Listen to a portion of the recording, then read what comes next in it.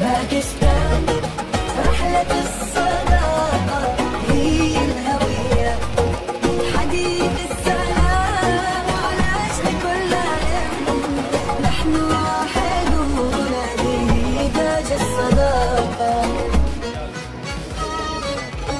أرض باكستان لون الأحلام، رفق السعودية معا في المعركة، في قلوبنا تعمير واحد دون الصداقة، كل طريق يلتقي وكل هدف هو صخرة.